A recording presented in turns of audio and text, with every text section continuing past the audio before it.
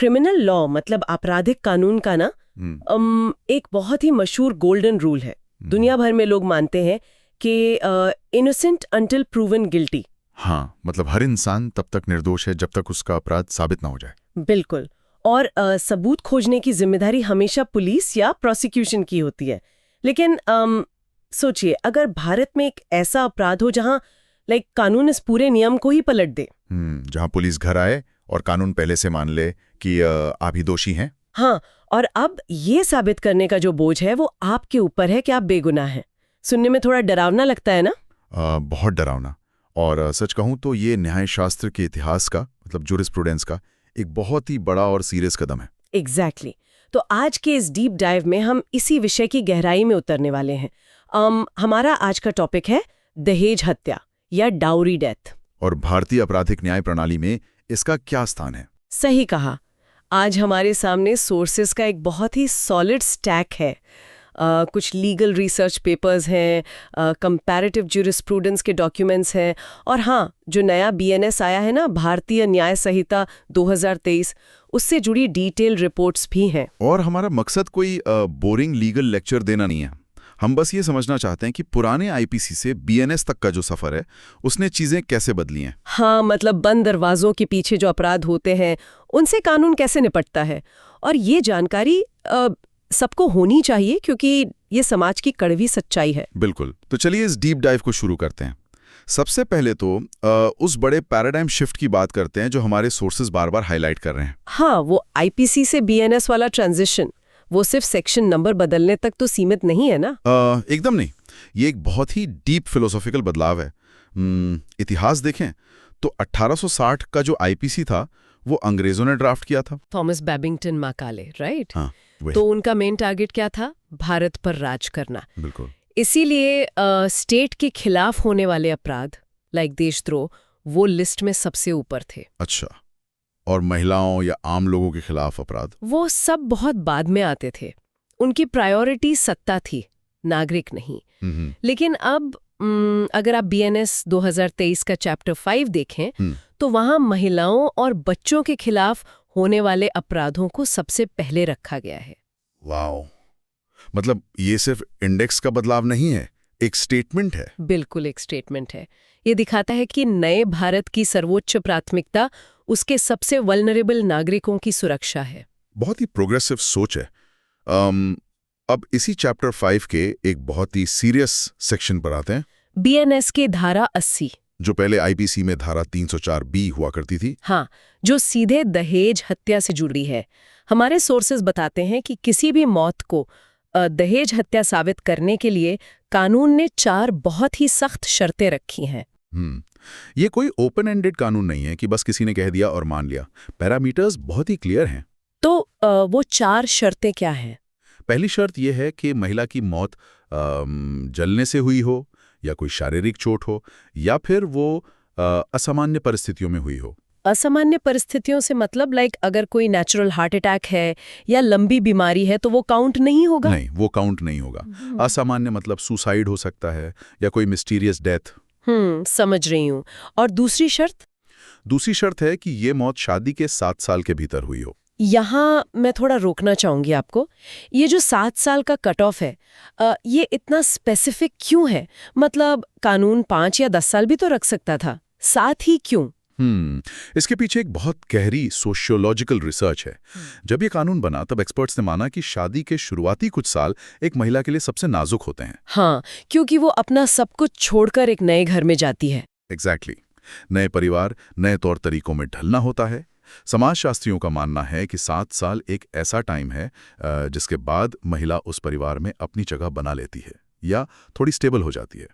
अच्छा, तो मतलब शुरुआती सालों में वो सबसे ज्यादा वल्नरेबल होती है ब्लैकमेल या उत्पीड़न के लिए। हाँ, दहेज की सबसे ज्यादा डिमांड और प्रताड़ना उसी 7 साल के विंडो में होती है, इसीलिए ये लिमिट तय की गई।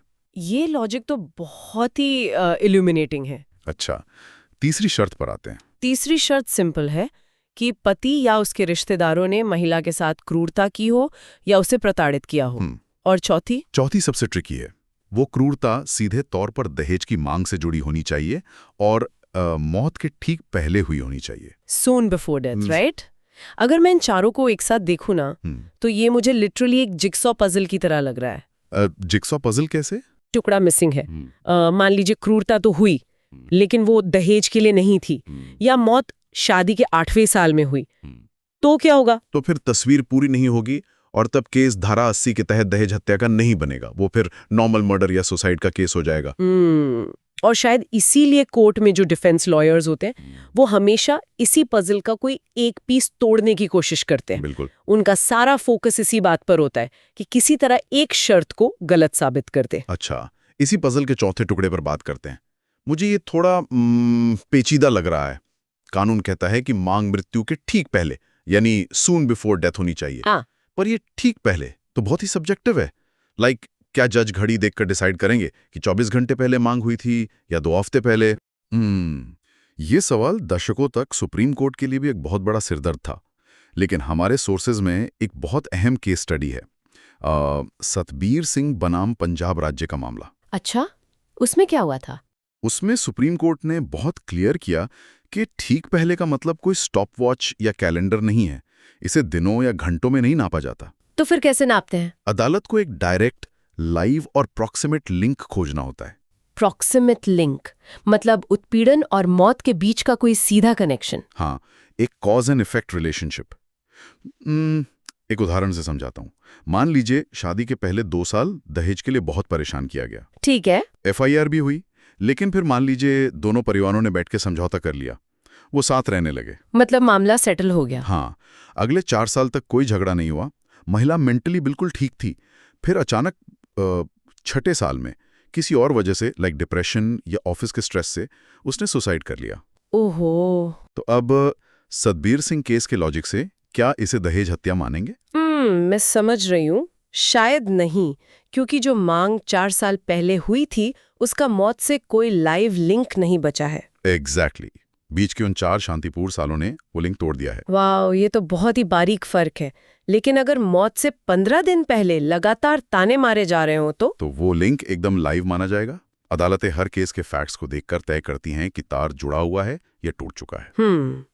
अब उस सबसे दिलचस्प मोड़ पर आते हैं जिसका मैंने शुरू में जिक्र किया था, वो रिवर्स बर्डन ऑफ प्रूफ वाला रूल। हाँ, जहां इनोसेंट अंटिल प्रूवन गिल्टी वाला सिद्धांत पलट जाता है। ये काम कैसे करता है? क्योंकि एक नॉर्मल नागरिक होने के नाते ये सोचना थोड़ा अनकंफर्टेबल लगता है कि अदालत आपको पहले से ही दोषी मान रही है। इसके लिए हमें BNS से, यानी भारतीय साक्ष्य अधिनियम की धारा 118 को देखना होगा, जो पहले एविडेंस एक्ट में था। हाँ, इसके तहत एक रिबटेबल प्रिजम्पशन यानी खंडन योग्य धारणा लागू होती है। इसका मतलब है कि अगर प्रोसिक्यूशन सिर्फ वो शुरुआत की 4 शर्तें अदालत में साबित कर दे, वो जिक्सॉ पजल के 4 टुकड़े, बिल्कुल, अगर वो 4 टुकड़े साबित हो गए तो कानून कहता है कि अदालत ये मान लेगी कि हत्यारा पति या ससुराल वाले ही हैं। 1 मिनट बस क्लियर करने के लिए, मतलब प्रोसिक्यूशन को ये साबित नहीं करना है कि पति ने ही आग लगाई या जहर दिया। नहीं, अगर उन्होंने बस इतना साबित कर दिया कि मौत असामान्य थी, 7 साल के अंदर हुई और ठीक पहले दहेज के लिए प्रताड़ित किया गया था, तो अदालत स्वतः मान लेगी कि हत्या इन्होंने ही की है। बाप रे। हाँ, और अब खुद को बेगुनाह साबित करने का जो बोझ है वो सीधा आरोपियों पर आ जाता है। अच्छा, अगर मैं यहाँ थोड़ी देर के लिए डेविल्स एडवोकेट बनूं तो क्या ये बहुत डेंजरस नहीं है? मतलब हमारे सोर्सेज भी इस पे चिंता जता रहे हैं। बिल्कुल। मान लीजिए किसी महिला ने किसी करियर स्ट्रेस या निजी वजह से सुसाइड किया और ससुराल वालों से भी थोड़ी बहुत अनबन थी, तो ऐसे में तो पूरा परिवार सीधा जेल चला जाएगा ना? कानून ने इतनी बड़ी पावर क्यों दी?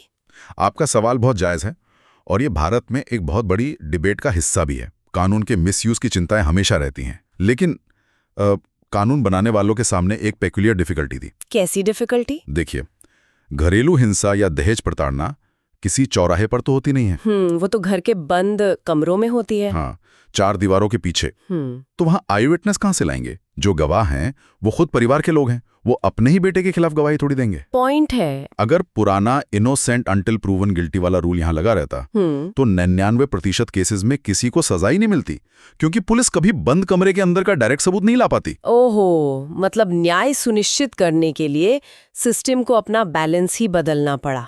हाँ, लेकिन झूठे आरोपों से बचाने के लिए भी अदालतें सतर्क रहती हैं। ये जो प्रिजम्पशन है ना, ये रिबटेबल है। मतलब इसे चुनौती दी जा सकती है। बिल्कुल।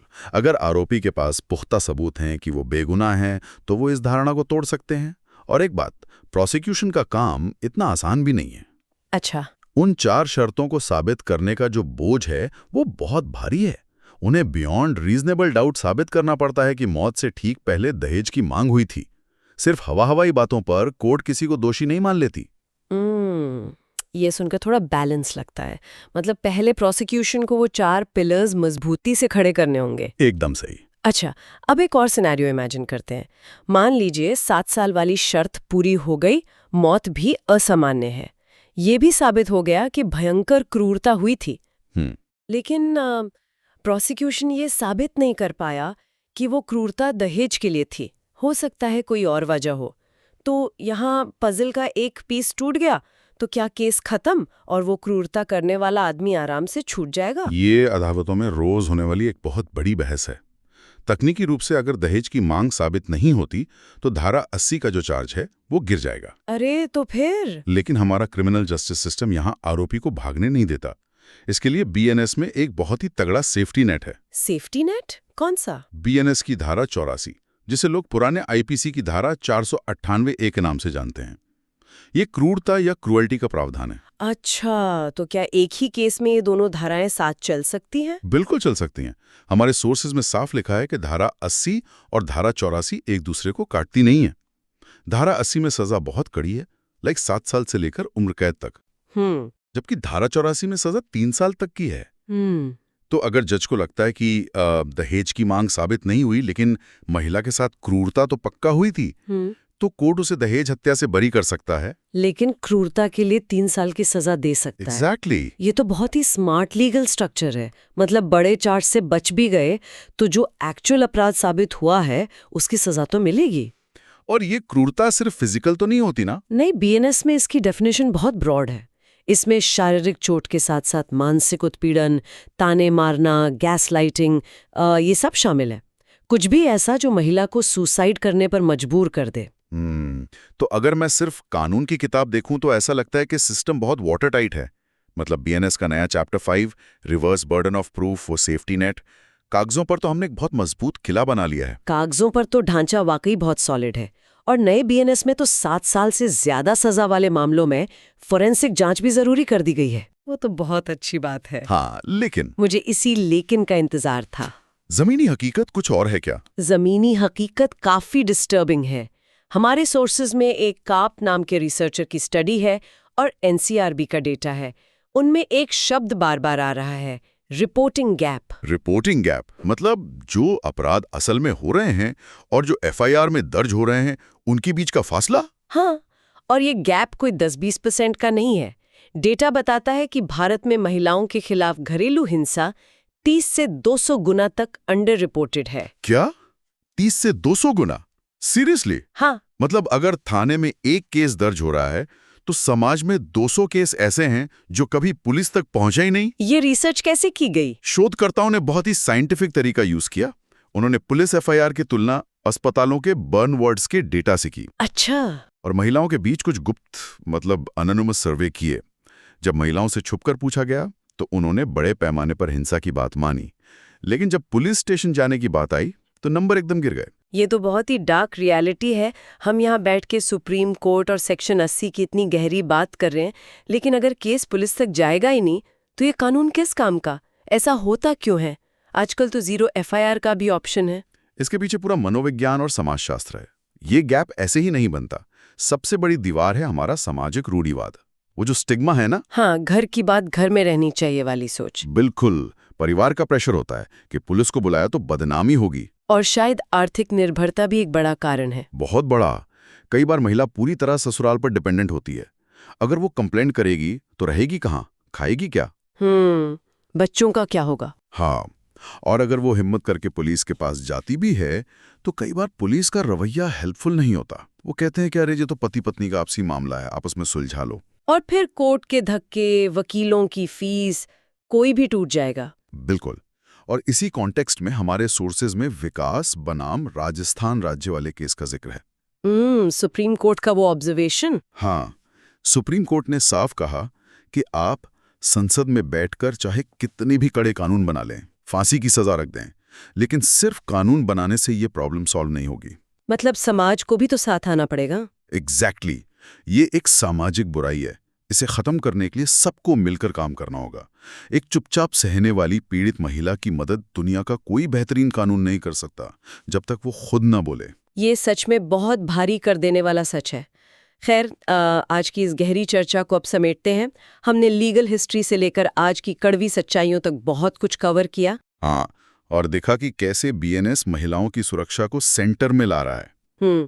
हमने उस जिगसॉ पजल को भी डिकोड किया, 7 साल का लॉजिक समझा और सतबीर सिंह केस से ये जाना कि वो डायरेक्ट और लाइव लिंक खोजना कितना जरूरी है। और सबसे इंपॉर्टेंट वो रिवर्स बर्डन ऑफ प्रूफ का कॉन्सेप्ट, जहां बंद दरवाजों के पीछे के अपराध को साबित करने के लिए कानून अपना बेसिक उसूल ही पलट देता है। और धारा 84 का वो सेफ्टी नेट भी, जो क्रूरता करने वालों को भागने नहीं देता।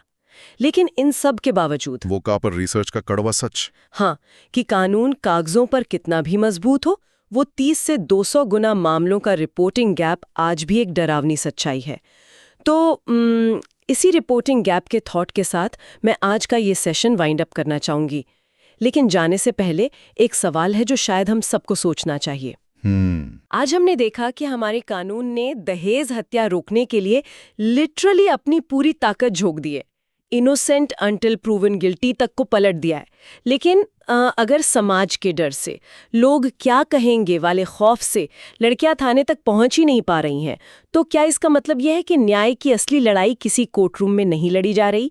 शायद ये जंग हमारे और आपके घरों के ड्राइंग रूम से शुरू होनी चाहिए। जब तक हम अपने अंदर का अंधेरा दूर नहीं करेंगे, कानून की रोशनी उन बंद दरवाजों के पीछे कैसे पहुंचेगी? तो कानून तो अपना काम कर रहा है, लेकिन क्या हम अपनी जिम्मेदारी निभा रहे हैं? इस पर विचार जरूर कीजिएगा।